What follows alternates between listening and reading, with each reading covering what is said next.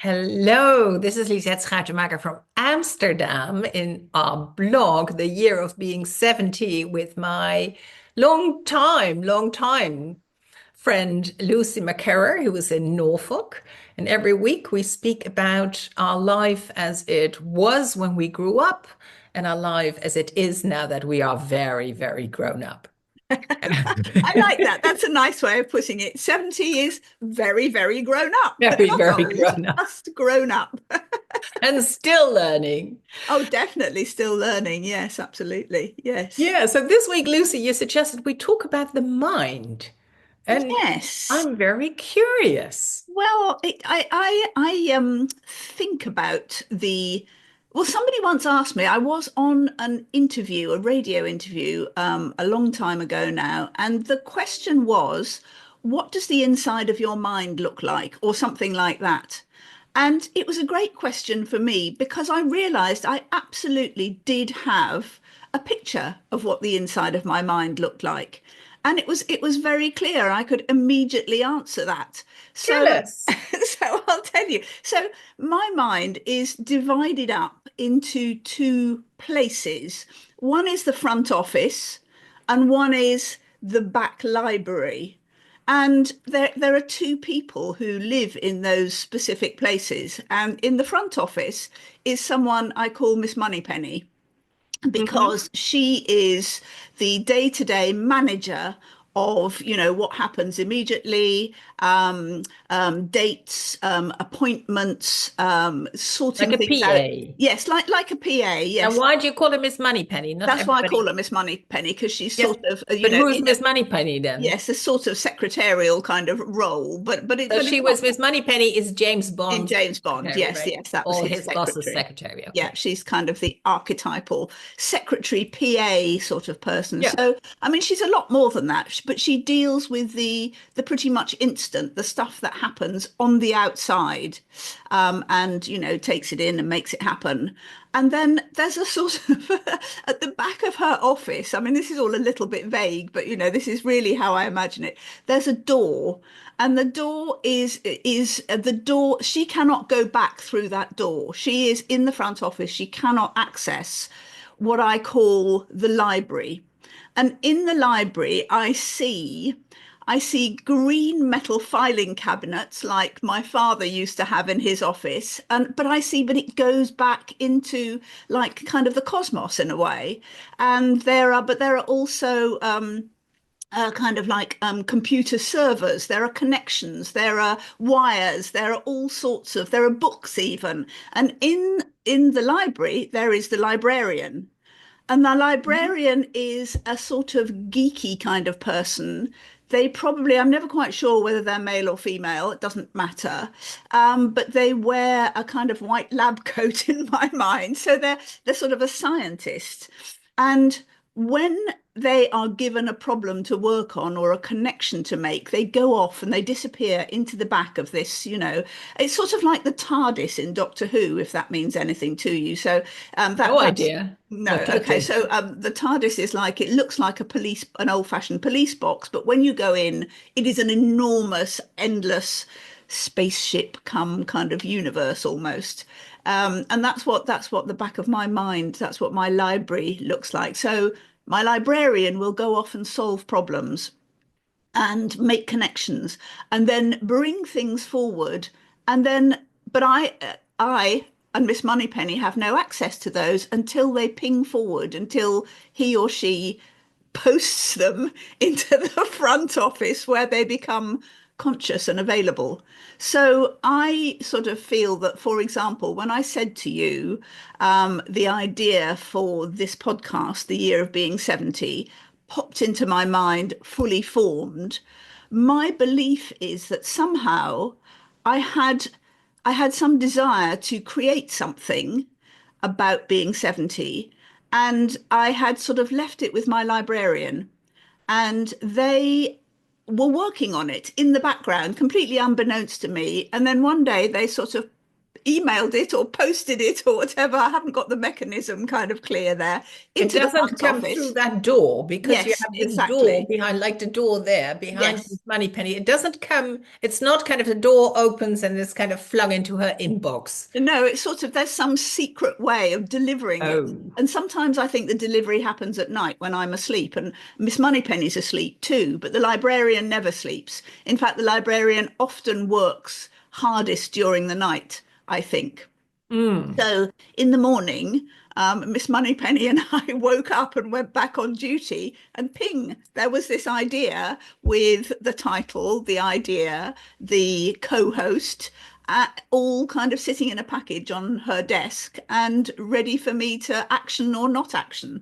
So I suppose essentially what I've done is kind of unknowingly and from I don't know when I started having this idea, this sort of visualization, but decades ago, what I've done is taken things like Jung's conscious and subconscious, thinking fast, thinking fast, thinking slow. That's the same, basically the same. It's sort of all those sorts of concepts which have been there sometimes over decades and sometimes as a result of kind of more recent neuroscience, but that there are two parts of the mind, not I can't call it the brain. And I suppose actually it possibly also links back to Ian Gilchrist and left and right brain, left and right hemispheres. Sorry, not let's not call it left and right brain, but where the left hemisphere deals in a much more concrete way with practicalities and making sort of making things reasonable and rational, while the right hemisphere is open to making things as wide and as connected and as broad and uncertain in a way as possible.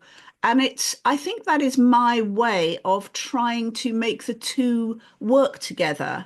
And I believe that you can actually train your librarian to do a lot of work for you. So when you have a problem or a question or something that needs solving, you can often spend an awful lot of very fruitless time trying to get Miss Moneypenny to work out the answer. And it just doesn't work. And you actually have to say, do not think about this anymore, Miss Moneypenny. And to the librarian, here's the problem. Go away and, you can actually say, I'd love to have this problem solved in 2 days. And I actually think you can train yourself to have this, get this kind of subconscious mechanism working for you by consciously sort of employing it like that. And I think that the metaphor that I've developed helps. I think often we develop metaphors for things we don't really understand, but we can, if we have a metaphor for it, we can sort of control it, make use of it, sort of, yeah, kind of make it happen. You So have been training your librarian to yes. be, at work for you. I'm so curious about how other people who are listening, whether they have as vivid and as precise and as, even kind of humorous in a way, a picture of their minds as you have. Or whether they just think I'm completely mad. I mean, Well, that could that's the also other be the alternative. case. But But yeah, I ended up kind of characterizing it quite specifically like this because I realized that when I was mentoring people to write their books, that often they spent a lot of time thinking, overthinking about, problems, what they should put in, content, structure. And I would say to them, I explained the concept of Miss Moneypenny and the librarian. I would say, just, throw it back to the librarian, stop thinking about it, get Miss Moneypenny working on something else so she can't interfere, because I think that is a way of stopping the librarian working. If you try and keep Miss Moneypenny on it, there's a tussle, but they can't work on something in the same way at the same time. So that's why it's often so good to meditate or to go for a walk or go and cook a meal or do something completely different when you've got this thing that you're thinking about or problem to worry about. And you have to let go and you have to let your librarian work on it on their own without interference. So that's when I kind of characterized it in a very specific way to help other people get their books written. Hmm. So what's in having I kind of sprung it on you away in a way. If I ask you, what does it look like inside your mind? What's your answer? Do you Yeah, I have, would be kind of lost for words in a way. So, what is it? Was again, what does it look like inside my mind? yeah, something like that? Yes. Yeah. I think I am inside my mind, and my mind is not inside me, actually. Hmm. I think I am inside my mind, and I have no idea. I do see that image that you have of, but yeah, I see it more like everything is connected to everything. And I love that you talk about the universe and the cosmos because, yeah, yeah, I feel my heart and my mind are used to have this particular person with this particular makeup on this particular spot kind of do things. And so I love to live like by prompting. So I have my to-do list, but I also, like get this prompt. So do this now, contact this person now, read that email now. Whereas I have kind of an overview, but I've never thought about what my mind looks like. And in a way, I'm not so interested in my mind. I don't want to offend my mind here. But I'm more interested in actually the heart. How can I open the heart more? How can I be kinder, more forgiving? That's my practice more than the training of my mind, I think. Yes, that doesn't surprise me at all, especially when you say my mind is not in me, I'm in my mind, because I think you live in a more connected world in a way than I do. And I mean, you almost live with your librarian, I would say. I mean, I'm sure you have a Miss Moneypenny, but Oh, I do have a Miss Moneypenny. I have endless lists of things to do, and I enjoy actually. For me to kind of, when I have too much to do, I do the easy things first. Like I make a money transfer, or I do some admin. And that's easy. That really calms me down. Um, but a librarian, yeah, I can only hope. Tomorrow I'll be going for a conversation for a particular post that a company wants me in, and I go like, do I need to study? And I go like, no, I'm going more as myself. I will sit around that table as myself and hope that I can access, whatever is needed in the moment. And I'm not the financial person who can read through a financial statement and go like, what happens there? More like, how can I sense what is happening in the team? Is there tension? How is the relationship between these people that need to lift this company off the ground? So that's more how I work. yes, and I think we both, and actually, this is probably where my metaphoric mind breaks down because there's somewhere in the middle that I would call using your intuition. And Yeah, it's not either sitting with Miss Moneypenny and waiting for ideas to be posted through, and it's not also living in the connections. It's sort of sitting in the middle and just opening up and sort of and being consciously aware of things that you can't put your finger on, that you can't know, that you just feel about other people, and that you, as you say, you get prompts sometimes to say, I mean, I sometimes think I need to say this. Oh, that's weird. Should I say it? I mean, that all happens in the flash of a nanosecond, and I say it, and it turns out to be the right thing to have said. And absolutely. Absolutely. So often, I think what I'm going to say is either weird or stupid. And then you hear this sigh of relief, because other people were holding the same question, but thought like the other day I was in a call and I did not understand the structure of how this whole company was structured. And I asked and I thought, well, you really need to know this. But if I don't know this, I can't really participate.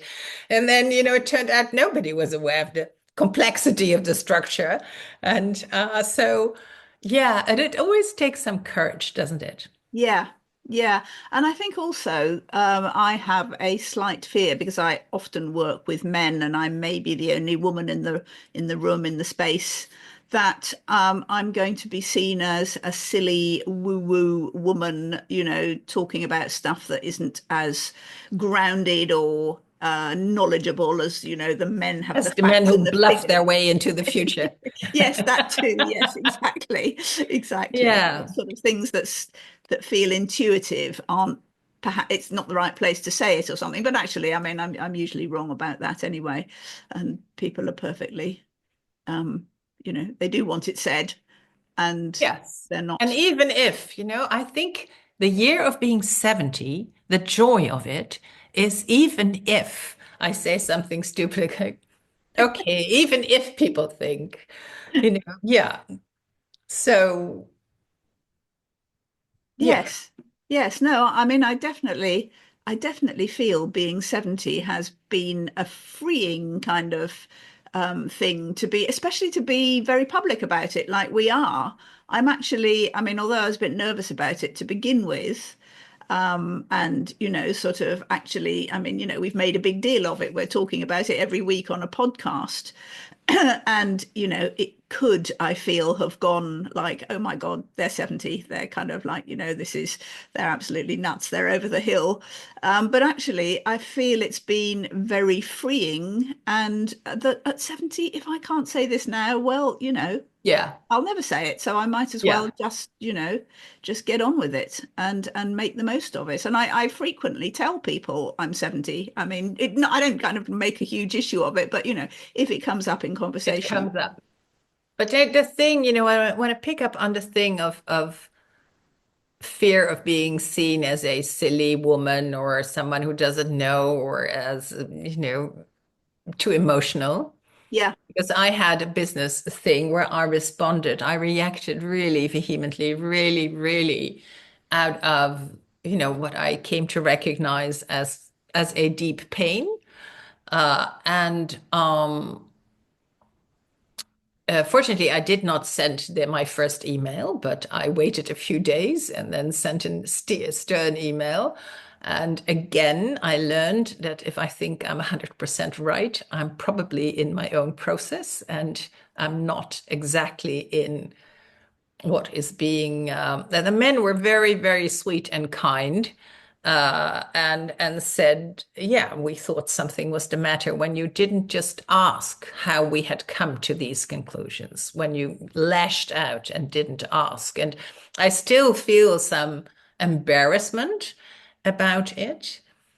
Well, whereas at the same time, I feel that emotion, and our processes do have a place. We are a complete person. yeah, And so when I think of the mind, it's also something to do with, where you are a work persona and you kind of park, your personal issues and your, whatever is going on in your life. Like you have an elderly mother. I had an elderly mother and there was worries there, and then she died and there was grief, and we kind of park that so we can function, right? So if I think about my mind, I think there's a big parking lot actually for lots of that's a great image. I like that. The parking lot. Yes, I think I need to add that to my parking lot list of where there rules. is, grief. And when I speak to women who pre-menopausal, and every month, remember that every month we went through the hormonal cycle. And at some point, I learned, I tracked my cycle and learned not to have meetings on like the day before. I would Yeah, always envision it at, building a nest, and then the nest didn't bear empty. fruit, so it had to Yeah, be destroyed. And I was emotional about it. And with that emotion also came, the grief, my personal grief around me of people in whatever circumstances, and the grief that is in the world. And so, yeah, yeah, that's what all the crying is about. But in a way, we're not a whole person when we park too much.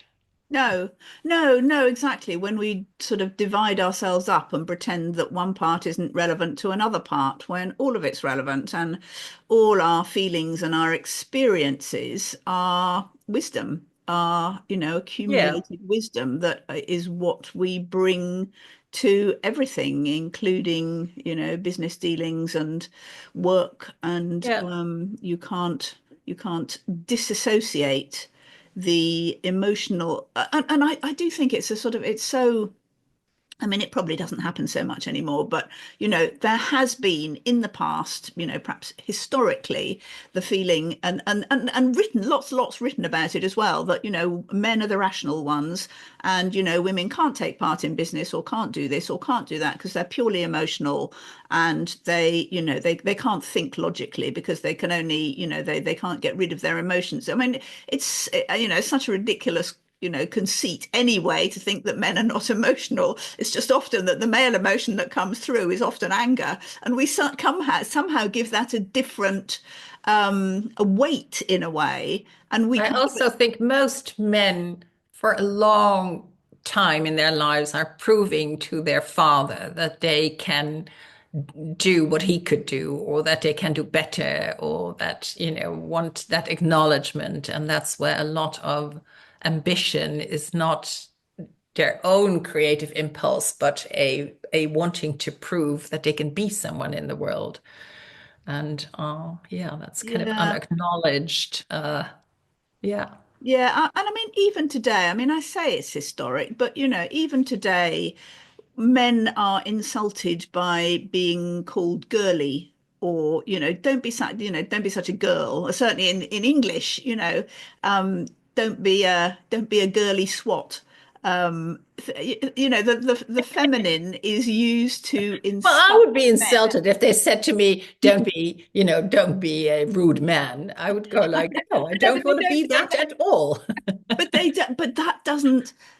That is not what is used for men. I mean, for women, women get praised more for being like a tomboy, or the sort of to be more masculine in a woman is not necessarily an insult. Yeah, I don't know, but I cannot generalize about these things No, because I no. don't know. But what I would like to come back to is that I love it when meetings and when I chair, I try to bring it in, but I can't bring it in everywhere. Is that you start a meeting not with, the chair, I'm often the chair, and kind of go like, okay, this is our agenda, this is the minutes of the past, blah, blah, blah. But just first with a round, and saying, how are you? How do you sit here? What's up for you in as much as pertains, to this gathering? So Yeah. maybe not your whole thing.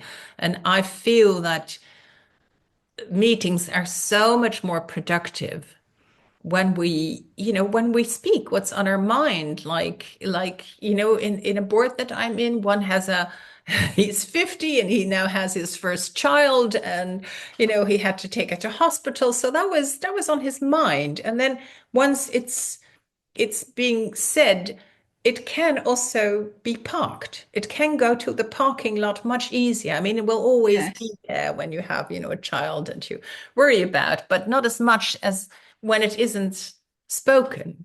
And Yes. and I No. love what you learn about each other, what is up for people, and then you're much more kind of a team. It feels like, yeah, I mean, my simile for that, my metaphor for that is, how can you take the same train when you're not standing on the same platform? Otherwise everybody's kind of scattered here and there, and then we pretend that we're all here and businesslike and we have no other life. We're just, Yeah, yeah, absolutely. And also, I think when you hear those things about people at the start, you can then be much more receptive and understanding of the things they say in a business yeah, context, because you know what might be behind it, where their emotions lie as well, and yeah, what you can be kinder yeah. and more open to yeah, where they're Yeah, coming so I from think and how it they're works in feeling. a way to kind of bring yourself present. It works to build the circle. I think it's also very good for everybody to have spoken before a meeting begins. Yes, and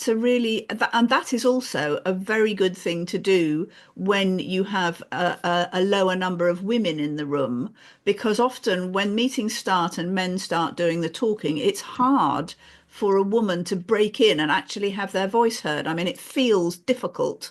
And yeah, because your voice then sounds different to other people's voices, as well as you're not, you may be feeling a bit uncertain. But if you've already spoken and put a bit of Yeah. yourself in there, then Yeah. people are aware of you, and it's not like a barrier to break down. Yeah, it is. And the longer in a meeting, the longer you haven't spoken, the more difficult it gets to speak. Yeah.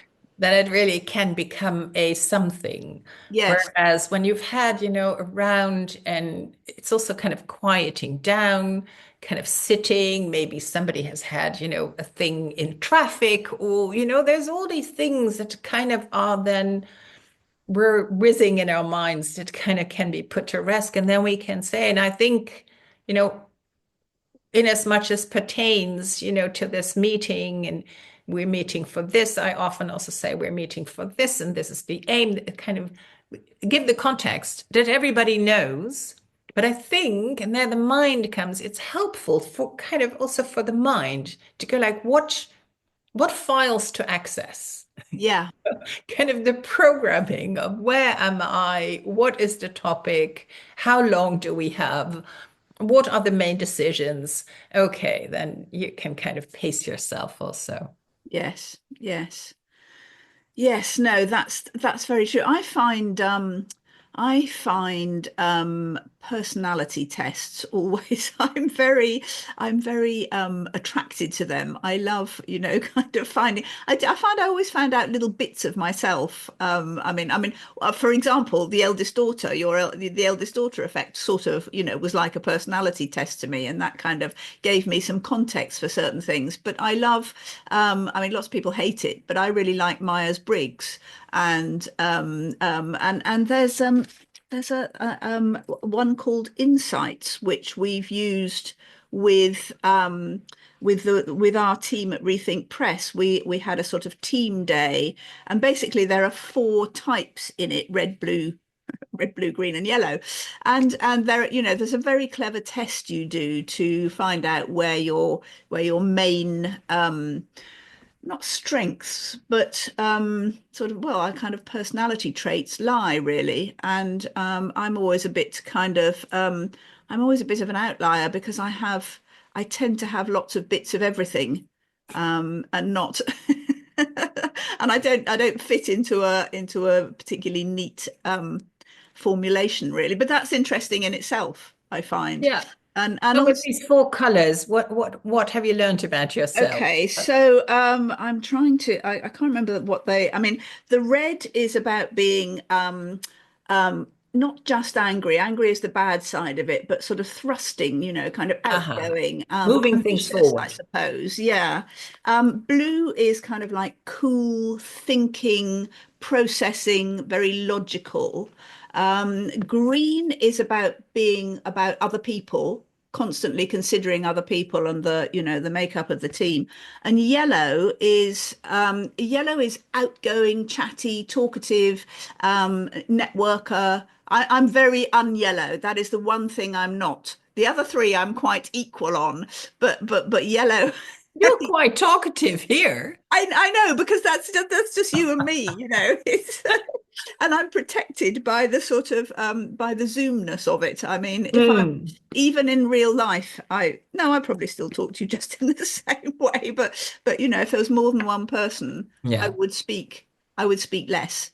I Yeah. I Yeah. know that if we were going to transcribe meetings, I know that and then we sort of assigned a color for each person's speech. I know that mine would be quite small.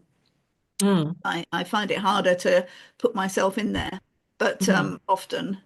But I don't know. Maybe other people think otherwise, and I talk too much. I have no idea. Yeah, so did you do the personality test on my Oh, I don't website? know if I did. Yes, I think I did, but I can't actually remember what my result was. Well, maybe you need to take it again. I do, don't I? Yes. Lisettehackmaker.com. Yes, I think. Lisettehackmaker.com. It's Yes. called the Yes. Childhood Conclusions, Yeah. which is not really a personality, but it shows, where your strengths lie. And it has five, um, yeah, different areas, and the first two, I mean, we all there's like people who aren't very present, who kind of easily leave their body, but live a life of fantasy, are very creative, very good at. I have this friend in an organization. We work together, and her role was a strategic connector. And she still does that. And she just sees connections between people and organizations. And where I like, wow, but she lives like she sometimes has trouble kind of being here and dealing with the here and now, but she has this amazing ability and helicopter view, and which I don't really have. Yeah, I think I do quite a lot of that, and I live in stories. That's why I like to write fiction. But I Yeah. also listen to fiction because when I'm listening to an audiobook, I'm simply in another world, and it really Yeah. annoys me when people come and talk to me. Yeah, yeah, yeah, yeah. So yeah, Yeah. yes, no, that's So very interesting. that's kind of the first childhood conclusion, which, the conclusion is also, oh my goodness, what have I done as a soul to incarnate in this tiny little body in this difficult world where everything is so loud and so slow? I need to kind of go out, go out. But it comes with a lot of perks. And then the second one is, where is the person who likes to be in the spotlight, who likes to be on the stage, who likes to be at the center of things, and who likes to talk and is gregarious in a way. I Yeah. very much, identify with that. I like to be, yes, I love being on stage and Yes, I so like I being also on have to look stage. out for kind of when I'm chairing a meeting, do other people have enough speaking time or do I take up most of the time, which is not very good chairing. Yeah, I mean, for me, there's a huge division there. I love being on stage and performing in a Hmm. set kind of environment, but I don't like being the center of attention in a conversation or even a meeting. So I like chairing because then I can pass, the Yeah. conversation can be everybody else and I don't You're the have to. traffic controller. Yeah, yeah, yeah. Yeah. No, that's really interesting. Okay, go on next. Yeah, so these are the basic two, and a kind of a thought that goes with it is in for the first one, oh, I should be away, I shouldn't be here. There's many people who talk to me about if they only were somewhere else, life would be much better. That's very much a sign of the childhood conclusion one. Right. And a childhood conclusion too is very much there's not enough. I'm not enough. There is not enough. I don't have enough time. I'm not accomplished enough. All the things that have, the Velcro of enough attached to it is kind of an activation of a time when you were tiny and you needed food and the caregiver or your mother was somewhere else and they knew they would come in 5 minutes but you didn't and you knew some energy had to be put in, so it's really a kind of life and death situation for the tiny Yeah, baby as well. So yeah, and the other three are kind of overlays.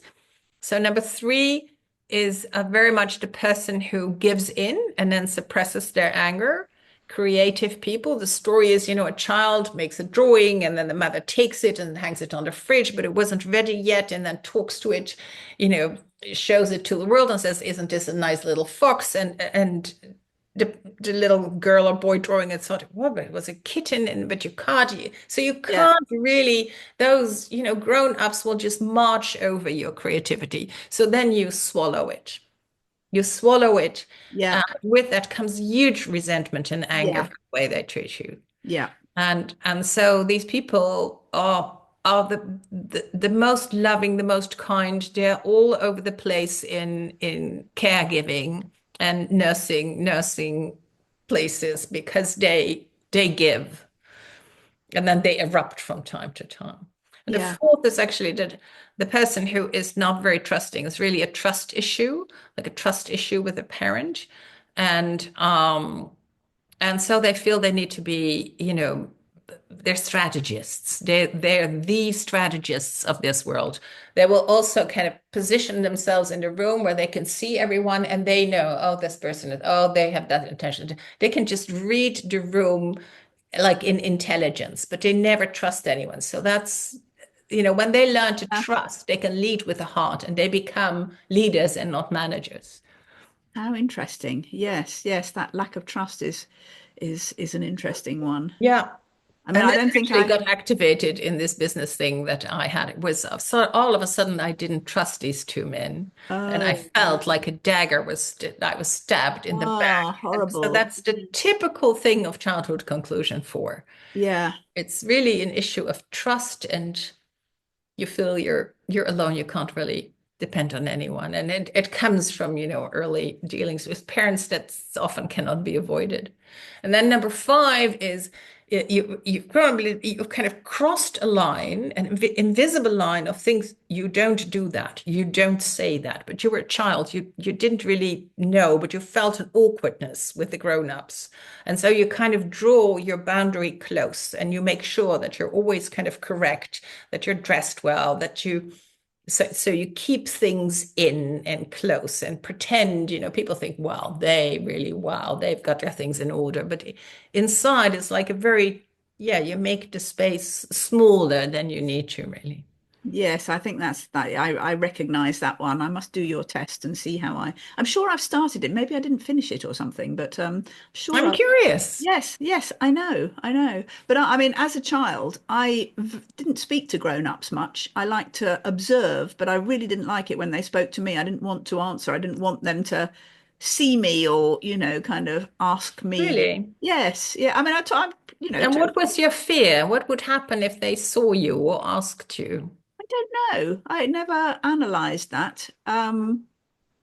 But I just felt I felt very exposed. I mean, I know that I used to go and stay with a friend of mine for weekends. They had a country house they'd go to at weekends, and I would go and stay for the weekend. And I practically never spoke to her parents except to say yes, please, and no, thank you. And they would try and talk to me, and and yet with her, we Kind of would, closed off. yes, So as yes. not to say the wrong thing. Was that It's it? not to say the wrong thing. And I almost felt, why are you speaking to me? I'm not here. I'm not in your world. Don't, Ah. ignore me. I'm just, I don't wish to be, I'm an observer. But I was, but we would go off and sort of have very kind of vivid, imaginative games. We would even kind of create little plays that we would perform to those very parents To at the those end of very the parents. weekend. And But I was then you were happy. someone else. I You were was, playing a role, yeah. so it wasn't really you. No, no. Yeah. Maybe I'm just very strange. I don't know. No, no. Oh, Lucy, I think, I've had a private practice after I did my studies at the Barbara Brennan School where I learned about this. And I don't think any of this is strange. I think we all have these, we need to get to know our inner workings, not only our mind, but also our emotional. And for me, these childhood conclusions or the character structures, as they're also called, has been so helpful to see when I'm triggered, what kind of thoughts then keep repeating themselves in me. Yes. And how do you dismantle the negative ones? I mean, do you need to know the why, not just this kind of thing triggers me, but why it does? What was the inciting moment where this, Yeah, so set me very up for often that? it's a thing that happened in our childhood, which we may or may not be able to remember. But once you see that story, you can see it, you can even see it with parents and children. There's lots of parents across the street here with children, and you can just see these things happen, right? Yeah. And so it happens to all of us. And then because we're small, we kind of take it very personally and we kind of construct, oh, this is how they want me to be. And so we construct someone, and then kind of later we kind of deconstruct that again. Yeah. Yeah, no, I do describe how, some pains will always be there, but first recognize the thought pattern. Yeah, the Recognize pattern the is thought important. pattern and Yeah. hold yourself with compassion because it comes from pain. And you were very small, you jumped to a conclusion. So, but recognizing the pattern, I have very good exercise here. I can't pop you know, oh yeah, recognize the thought patterns right here, and then kind of shift the focus from, you're not that child now. So as the adult, kind of hold the child that you were and kind of commend it from having lived through that pain and kind of having jumped to this conclusion that nobody is to be trusted and they need to be in full control of everybody all the time. Kind of you can also recognize these patterns with these words, right? It's feeling you're absolutely right. You're talking always and never. I can never trust anyone. You're talking absolutes. And then Yeah. kind of, yeah, thank ourselves and you can go to feel that heartbreak. I certainly felt a heartbreak it was like an autonomous process when I was in this thing with my colleagues and, and feel it. And I think every time we feel it, the triggering power of it gets less, even if some, childhood wounds will never really disappear. No, no, but just recognizing that that's what they are and that's where they come Yeah. from, and sort of Yeah. being able to acknowledge that they're not really relevant anymore, even if you can't kind of dissipate them entirely, but when they come up, it's sort of not real in a way. Yeah. It's sort of not real. It's also, very real in the sense that we all have these wounds. Yeah, And so it also connects us. We all have to deal with things that, suddenly trigger this yes. response. And you're suddenly not really in the situation you're in, but you're in a situation of, 60 for us, 60, 65, 68, 70 years ago. Yeah, absolutely. Yeah. Yes, Yeah. it's that yeah, that's also something not with that kind of awareness that I've sort of built into my book writing mentoring, because I Hmm. tell everybody that it's an emotional process that they will go through, and they will feel really really powerful emotions, and at times, and I know that there's a specific cycle that people go through in terms of how much where they've got to in their book. And, I'll say that at this stage, you're going to feel great and you're thinking, wow, this is going well. And then a few kind of 10,000 words later, you're going to start thinking, oh no, this is such rubbish. I'm writing stuff. Everybody knows this. Who's going to read this book? It's really boring. And then, a bit later, if you keep going, because It's that kind will of the often, not good enough, right? yes, So exactly. there's the not good enough Exactly, inner exactly. And conviction. often that will knock people off course and they'll stop writing. It's so powerful. But, if they go through another 20,000 words on, they're nearly there and they can suddenly see, wow, I've written this Yeah. much. I've poured, this is great. I've actually, I think there's a good book here. And it's not them. It's not each individual person or any particular book. It is a cycle that happens on this process of writing a book. And they have to, as you say, perhaps acknowledge the emotions, but then stand back from them and say, this is Yeah. actually nothing to do with the book itself and not reality. And I just need to keep going because I will come out the other end. Yeah. Yeah, I think we go through these cycles, quite often Yeah, when we give a presentation or when we're in a meeting and we think we might say something that is not that is controversial or, book writing certainly has that. Yeah. yes, So we're yes. courageous people, all of us, Yes, absolutely. We have to, putting ourselves out there in whatever way or shape yeah, or pushing form. We do through. things for the first time and, we're agonizing, but we do them anyway. Yep, Yeah. that's it. Yes, yes. I suppose that's all called theory of mind, isn't it? Is it? So that's how we Yes. started, and that's how you wrap it up beautifully. Yes, yes. I'm not sure if that's actually what it means, but it is a it is a thing, theory of mind. Probably better go and look up what it really means, but We will look it up, or maybe somebody who listens can enlighten us in the comments. So thank absolutely, you yes. for this time. And I'd love to hear if anybody listening has any other metaphors for what's going on in their mind, or who's Yeah, in there doing what, or what the spaces look like. That would be fascinating to hear. Oh, I'm and very curious. take Lisette's test. So give us the URL again. It's Lisette lisetteschoutemaker.com, Schuitenmaker, like my name is, .com. and that's it. We'll find the childhood Yeah. wound It's right test on the again. top. Okay, I I will need to actually update my website, but that's a whole other story. I must let's get not Miss get started Moneypenny with that. involved there.